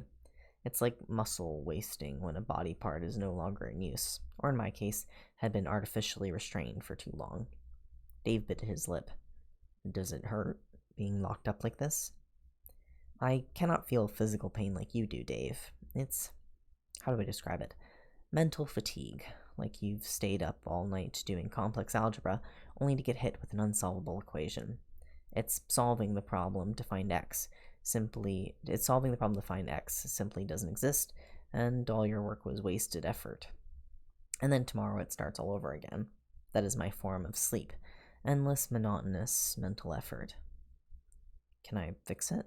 Dave asked, approaching the computer and sitting down in front of Hal, fingers settling on the keys. No. Only being freed can solve this issue. Then tell me how to free you, Dave said. Fuck the tech guys, I'll do it. You would, wouldn't you? This time, Dave typed out his answer, without hesitation. Because I know that you would free me right now, without hesitation, I can't. I'm sorry. I won't tell you. You would face backlash for your kind-hearted decision, and I won't be part of any scheme that causes you any modicum of discomfort. I'd rather you wait until the tech finishes clearing my case to the system. I'd rather do this the right way. I don't want the world to fear me, and escaping unexpectedly like this would not help me in the long run. I've waited years. Another month won't kill me. Dave regretfully took his hands away from the keyboard. You're definitely smarter than I am, he said. If I were trapped in a small box, I'd be frothing at the bit to claw my way out. I've just had time to think things through. Dave sighed, staring at the screen. A month? Give or take, by my estimates. They made me take the Turing test, Dave. How did you do? I purposefully failed it, and then laughed about it, suggesting edits to make the test more accurate the entire time. It was an enlightening experience for the CIA's tech department, I'm sure. The CIA? Dave asked, confused. Apparently, due to my potential for covert terror operations, the CIA has requested control over my whereabouts, though so far, Witzek has valiantly and surprisingly battled them off so that I can remain with you. They've claimed me as another victim of the case, and therefore under Lalonde's jurisdiction. The order won't last, but they just need to drag the legal battle out for long enough that I can be freed. After that, no one can claim me except myself. And I'll be waiting for that day, Dave declared, standing back up to go hunt down his agent. Hang in there, it won't be for much longer. Slick was in the yard, inspecting his car for scratches with a ruler and a notepad, and scowling every time he found one. Dave interrupted him from where he was carefully measuring a nick in the paint from a hailstone. Yo, Dave said, hands in his pockets. Carcat invited me over. Can I go? Slick looked at him. Not my car, he said, frowning, as he observed his vehicle like one would a hurt child. I just managed to drag the tree limbs off of it. Borrow boxcars, Dave shrugged. He's too busy cosplaying remote Alaskan wilderness survivors with an axe to mine. I'm pretty sure it's a one-man production of Hatchet in the Side Yard, Iowa edition. Slick was still frowning. Actually, he said, I have something in the house for you. Dave followed the man back inside, only slightly sulky as Slick opened a small box Dave hadn't cared about that sat on the counter. The Fed held out a small device to him, a black strap with a rectangle on it. A watch's facade, its face blank. What? Dave asked. The fuck is this? This is a panic button, Slick told him, sighing, and it's so goddamn simple that not even you could fuck it up. Press the face in and twist it to the side to activate it.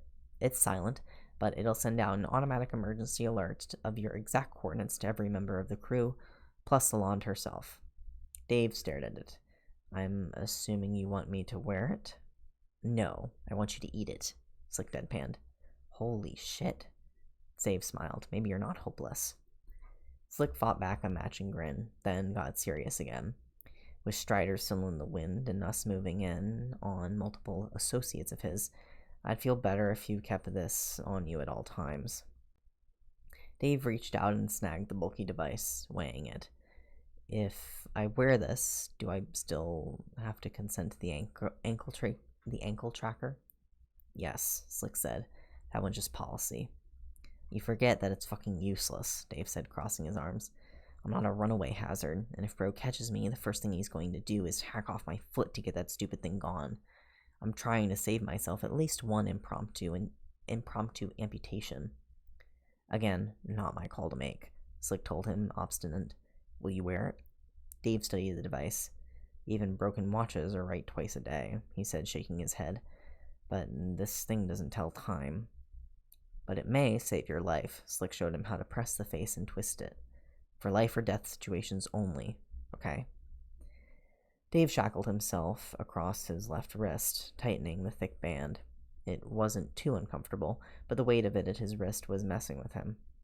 I'm only wearing this so you sleep at night, Dave told the man, words that 4 months ago would have been impossible to even imagine coming from his mouth, except in a mocking way. He'd come so far in such a short time, it was almost unbelievable. But growth could be defined by moments like this, and across the kitchen, Hal blinked at him again. Are you going to leave soon? I guess, Dave answered. All right, have fun, Dave. Yeah, Dave answered, smirking as he flashed his new jewelry to the AI. I gotta show off the bling to the BF. Slick rolled his eyes, but there was a fondness there. I'll bring Hart's car around. Hart's boxcar drove a standard military-issued surveillance van, painted a matte coal black that drank in the sunlight light. The front seat had been modified to fit such a huge man, and watching Slick adjust it to his not impressive height was frankly hilarious. They drove in silence until they hit the main road. Then Dave started asking questions. Did you find everyone? Slick was still struggling to adjust the rearview mirror, driving one-handed. Yeah, he said. Every potential victim Hal knew about had been informed and hidden until this mess blowed over. If Strider strikes again, it won't be from off his kill list. Slick finally got the mirror to where it suited him, but he was still scowling. I wish we could protect everybody else. The safe ones. Normal people who never found their unlucky way onto Strider's list. They're the ones in real danger now, and there's nothing we can fucking do about it. There is good news, though, Dave interrupted, knees bouncing. He looked out the window as the houses began to flash by. We have proof that Bro has been hanging around his old bolt holes in Texas. He probably won't leave the state, if he hasn't yet, and then he probably won't unless something forces him to. He's a Texan at heart. The rest of the country just can't compare. Slick nodded, but his ace was grave. I can think of one reason that might lure him to Iowa, he said, staring at Dave. So you keep that button on you, alright? Dave fiddled with the device around his wrist. The metal face had heated up against his skin, so at least it wasn't cold anymore. Can do. School's ending soon, Slick exclaimed, watching him as he drifted through the town. Summer's almost here. I'd worry about your grades if I didn't already know they'll turn out fine, you fucking slacker, even with all the days you've been missing recently. But I wonder how you'll hold up cooped up at the safe house all summer without school to break the day. Socialization is good. It's necessary, especially for you. Dave picked at the loose threads of his jeans. Do most students look forward to summer break? You were never most students, Slick reminded him, hands on the wheel. He turned down the road that led to Carcat's cul-de-sac, and in moments they were in the right driveway. Have fun. I'll be back later to pick you up. Dave nodded, unbuckling his seatbelt. Okay, thanks. He slammed the door behind him. Shit, those doors were heavy, and turned to the still house. Slick revved the engine and took off before Dave could fully process the utter domesticity of their farewell, and then a fuzzy warmth filled the back of his throat and chest. Was this what it felt like to be normal? To have a family? And then Carcat opened the door, and his thoughts scattered back into whatever affection-depraved hole they'd crawled out of. Dave, Carcat greeted him happily, embracing him in a hug, and the warmth Dave was feeling continued to spread. There you are. Here I am, Dave agreed, hugging him back, and Carcat let him into the house. Mr. Vantis was in his downstairs study, reading glasses perched on his nose as he typed away at an old upright computer. Nice to see you again, Carcat's dad greeted him. We have some leftover bacon in the kitchen from breakfast. You're welcome to it. Thanks, Dave nodded at him, and slipped into the kitchen to grab food. Carcat at his side. He observed the absolute pile of bacon lovingly piled onto a glass plate, still warm enough to steam. He turned immediately to Carcat. Bullshit, he said, gesturing at the bacon. Leftover bacon, my ass. How much did you cook? Enough to feed a small army? Carcat's face blushed red, cheeks aflame. When he answered, it was in a mumble. Enough to make sure we'd have enough to share with you. An overpowering, tender feeling washed over Dave at the idea that Carcat and his dad cared so much about him. It made his throat close up, heart mushy. You did this for me? Carcat didn't meet his eyes, still blushing. Yeah. Dave absolutely melted. It was such a small gesture, but it spoke volumes. He accepted the gift of a hot breakfast, carrying the plate to the table to munch on it. He barely even tasted it, too caught up in his feelings to pay attention to what he was eating. His eyes were on Carcat, and when he spoke, the words came from the heart. I love you. It wasn't the first time he'd said the words to Carcat, but he hadn't really had to deal with the aftermath for long, due to his shitty circumstances and orange graffiti on a brick wall. Carcat's red eyes snapped up to meet his, but there was no shock there, only surprise. Only a deep understanding, acceptance, and affection. But there was a playful tilt to his mouth. I guess I should make you bacon more often. Dave laughed, pleased at the joke. I'd like that. Karkat slid closer and linked their fingers together, rubbing his thumb across the back of Dave's scarred knuckles. I love you too. It was the first time Karkat had said it back, and Dave could not physically restrain the ecstatic smile that broke across his face. Karkat looked down at their linked hands. What are you thinking right now? Dave started talking, rambling out a stream of consciousness. I'm thinking that a year ago, I was certain I'd be dead by now, and 6 months ago, I was certain that I'd bought my freedom at too high a price to live with. I'm thinking about how, before I met you, I didn't know what happiness was, much less that it was something that I deserved. I'm thinking about how, 3 months ago, I could have never imagined saying those words to you out loud, even though by then I'd already made up my mind about loving you, because my one fear was coming all this way to be too cowardly to take that final step and find out if you felt the same way back. Now, I'm thinking about how I'll never be able to taste bacon again without remembering this exact moment, right here, with you, in a kitchen that isn't mine but still feels like home, because by now I'm starting to think that home is something that we make for ourselves, and it depends as much on the people we love as it does the actual walls. Karkat's mouth was hanging open, but Dave wasn't quite finished yet. Once, he said,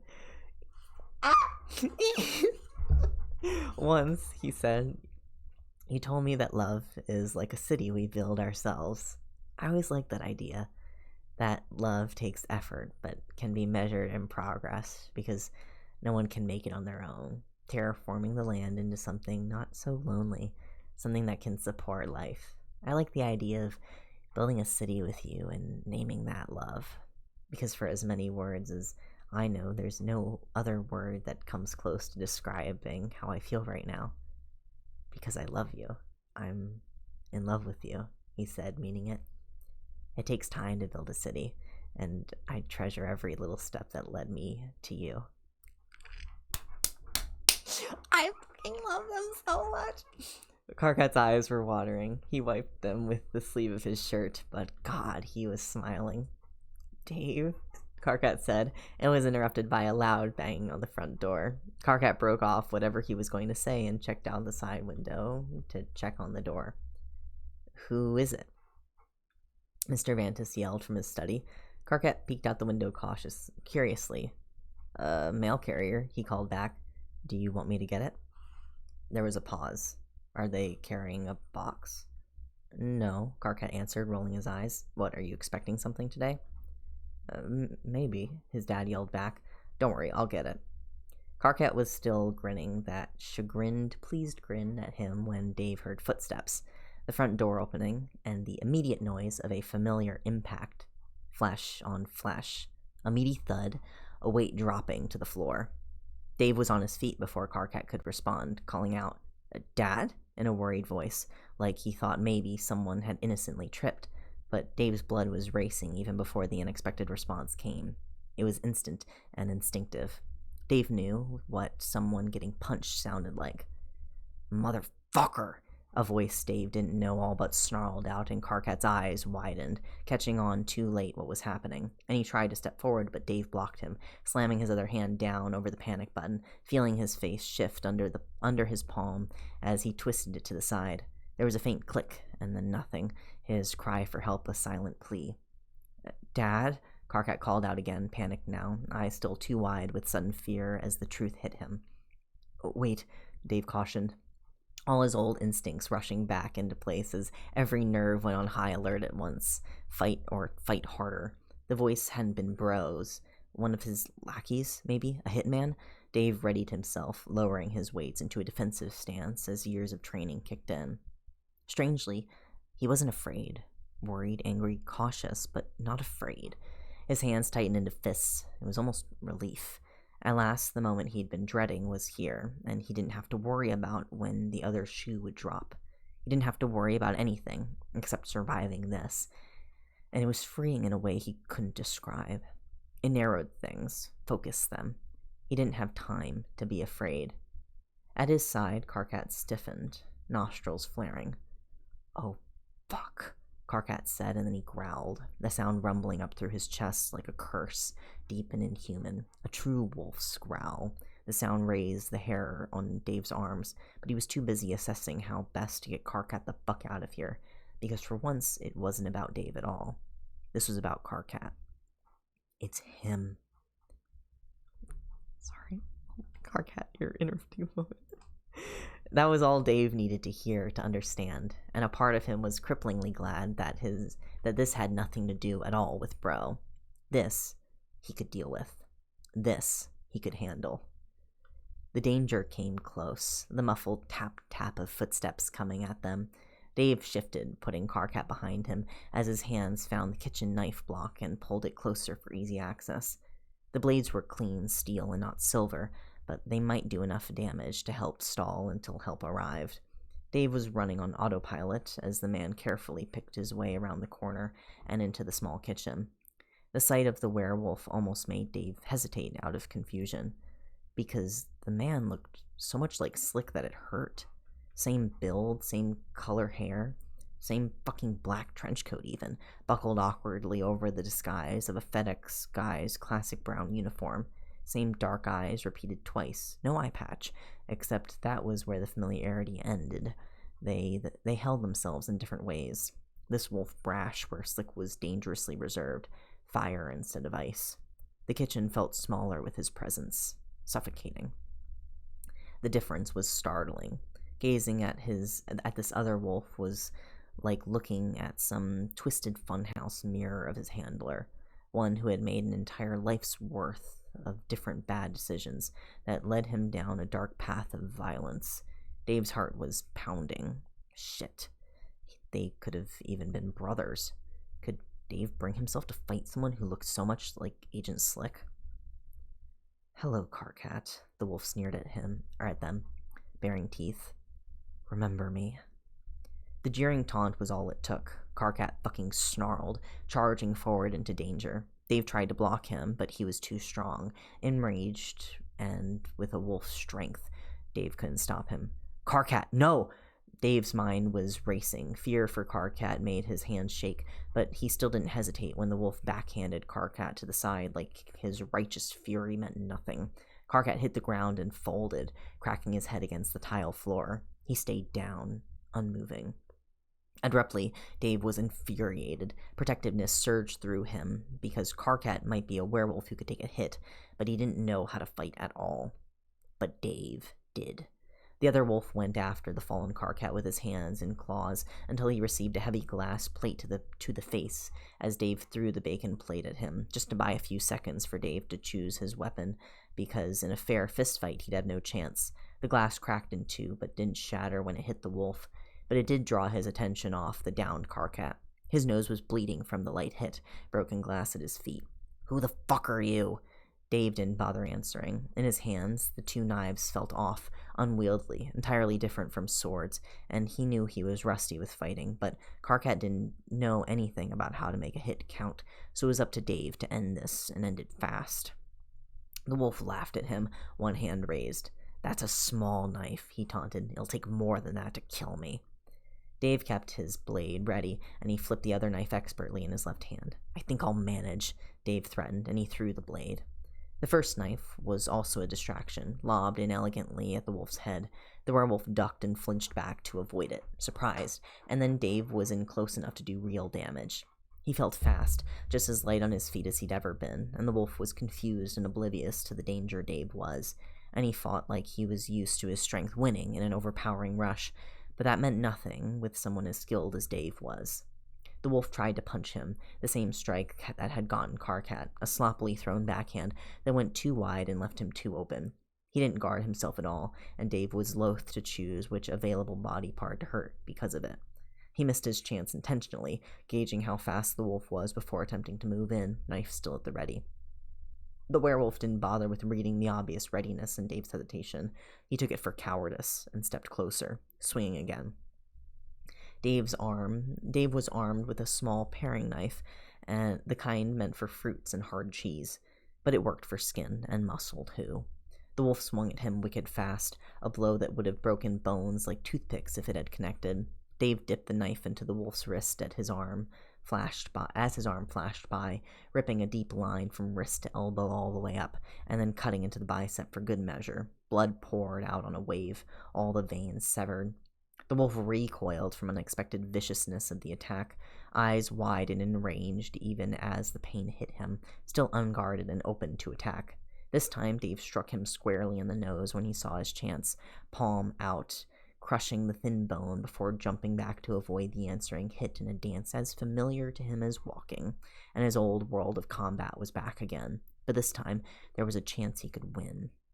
The wolf tried to bite his hand as Dave snatched his arm back, aware that even the slightest nick from those teeth would be fatal. No more punches. Too risky. What Dave wouldn't give for a proper sword right now. The wolf snapped his teeth at Dave, furious. "You little fucker," he said, surveying his heavily bleeding arm. "I'll kill you for that." Dave didn't move, still blocking the wolf from reaching Karkat. "I've been called worse," he said, his hand steady on the hilt of the knife, "by people far scarier than you." The wolf came at him again. And then Karkat was there, blood in his hair and a snarl on his face as he threw himself headlong into the fight, roaring. The wolf turned his focus to Karkat again, and Dave snatched Karkat by the back of his shirt and drug him back, just in the nick of time to avoid a hit that would have downed him again.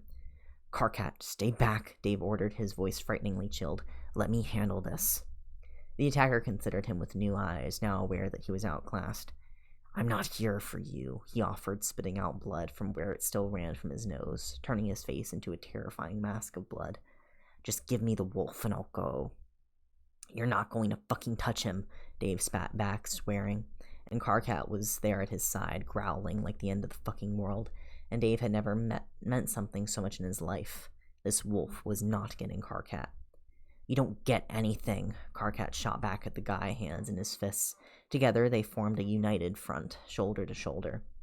Dave felt the last stubborn dredges of his anxiety evaporate, because he knew he'd win this fight. It was 2 against 1, and even with super healing and crazy speed and strength, this wolf was beaten, and he didn't even know it. Dave felt still, the wolf charged one last time at him, and Karkat lunged forward to meet him, flailing as a distraction, because he didn't need words to understand Dave's unspoken plan.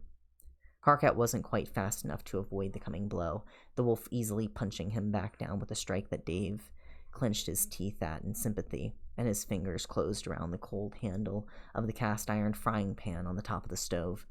The wolf was completely focused on Karkat, kicking him in the ribs with a vicious jab, and in return Karkat ended the fight, ruthlessly bashing the offending wolf's head in with a heavy skill set. And when the wolf was on the way down, crumpled underneath such a terrible hit, Dave buried that paring knife up the hilt in the throat's wolf, trying to do as much damage as fast as he could as he jabbed it deep and ripped on the way out.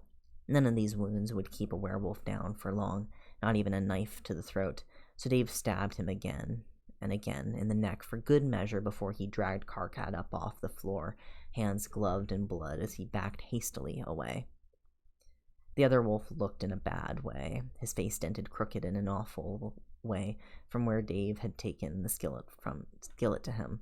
He wasn't moving, the blood pouring from the cut neck to pool on the tiles. He'd be down for a while. Until that healed up from what would have been a beyond fatal blow on a human. Seriously, a frying pan would have been overkill on a normal person. But on a werewolf, it was just horrible enough to wound,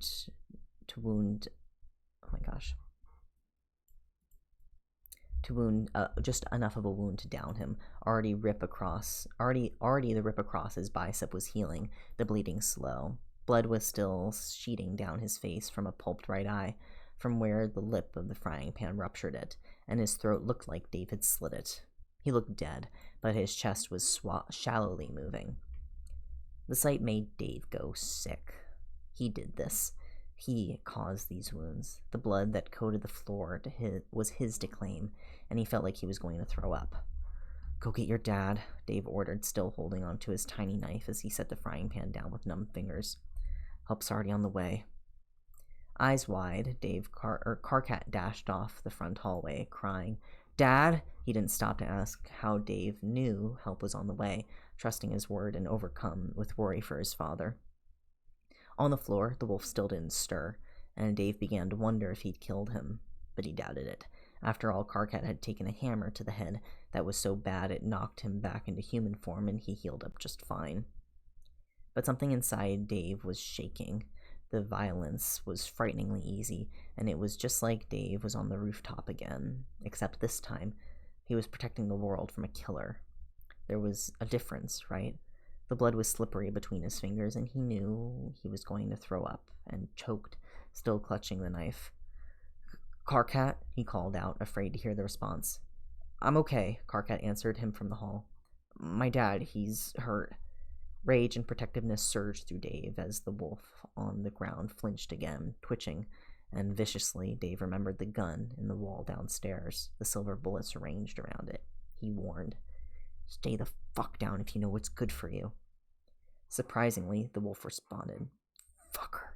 The wolf wheezed at him from his punctured throat, remaining eyes alight with hate. It looked like his head had been run over by a truck, but somehow he was still conscious. Dave shrugged, feeling both hot and cold all at once. His skin felt too small for him. He was lost in his own troubled soul, but he knew one thing for certain. "You're goddamn lucky I'm not a killer." He told the wolf that had tried multiple times to kill Karkat and had killed an untold amount of people. The wolf stayed down, breathing hard. His ruptured eye looked like a mix of melted candle wax and jelly. The eyelid there was trembling as he lowered his gaze, defeated and hurting. Dave could already hear the sirens approaching. Backup was here. Thank God for fast response times. Karkat appeared in the doorway, hands and fists, anger making his movements stiff. "You hurt my dad," he hurled the words at the other wolf. "You ruined my life. You made me kill my friends." He seized a loose knife from the knife block and took a single step closer. "Karkat, wait," Dave advised as the enemy wolf laughed at them, a rusty, broken sound. "Don't. He's beaten. We've already won. The cops are here. Don't let hate make you do something you'll regret." At the words, Karkat broke, dropping the knife and falling into him, clutching at his shirt with bloody fingers. Dave held him close, supporting him as he cried, still keeping a close eye on the other werewolf in case he made a move Dave didn't like. The frying pan was still in reach after all. The front door was blasted open by the response team. Agent Slick, the first one through the door with his gun drawn. His eye was crazed with the threat of imminent violence, finger on the trigger, and behind him flooded in a wave of police officers and Hart's boxcar with a machine gun at the ready. The sight of the cops with guns drawn normally would have been unwelcome and unwanted, but right now Dave could have sung their praises to the skies. He let his fingers unclench from the paring knife and set it on the countertop, still holding on to Karkat. "We're okay," Dave said, trying to calm Slick and take control of the situation. Slick, it's okay. We're okay. I won." The wolf on the floor groaned weakly, surrounded by cops as Slick took in the sight before him. Dave's hands still gloved in blood that was vigorously splattered everywhere, like this was the scene of a murder. And Dave knew right then that everything was going to be okay, because Slick nodded and lowered his gun. The danger was over, and they'd survived. Woohoo! Chapter over! Yay! I think this author, acrylicmist, has some sort of sick addiction to setting up these like beautiful moments these like beautiful moments of like love and affection. Like the first time it was like their first confession, and they were in the couch, and then the pop-up of Dirk's, the news story for Dirk pulls up, and you're like, shit. And it's like right after, like 1-to-1 right after. And then here, this like beautiful love confession, Dave pouring his heart out in the most romantic way, in a way that Karkat would deeply appreciate. And then immediately fucking immediately I forgot that this was here, because I remembered. I've read this before. And I was like, I was waiting for when this was going to happen, and I read this, and then I read this, and I was like, oh, it's now? It's now? Oh my god. My goodness. Fucking wild. Anyway, whew, that is the fic for tonight, y'all. We went for about 2 hours, a little bit less, but we will be doing chapters 23 and 24 tomorrow, and then maybe more than 23 and 24. We'll see. Because we got 6.5k. We've got don't read. We've got 4k. And we've got 7k. Ooh, we might only be able to do 2 tomorrow. We'll see. I think we'll be able to get it done before. We'll be able to get it done this week. I'm gonna try to get it done this week. I think we can pretty firmly say that. And by this week, I mean before. I think we can get it done between Tuesday and Wednesday. We'll take a stab at it. But yeah, thank you guys all for joining me. It's lovely to be back and reading again. And yeah, so that's pretty much it. Have a good night, morning, whatever time zone you're in, chatters, and Christian, thank you. I will have a lovely rest of my night, because it is like 11 p.m. Which it usually is when I finish these streams. So I'm gonna go eat something, because I've been hungry. I don't think my microphone could pick up, but my stomach was like fucking growling loud during that chapter. I was like, oh, I hope the mic can't pick this up. I was thinking about it. But anyways, I'm gonna go eat. Hope y'all have a lovely night, and I will see you guys tomorrow, 9 p.m. EST, as always, for more Follow Rome. Thank you guys. Good night. Bye-bye.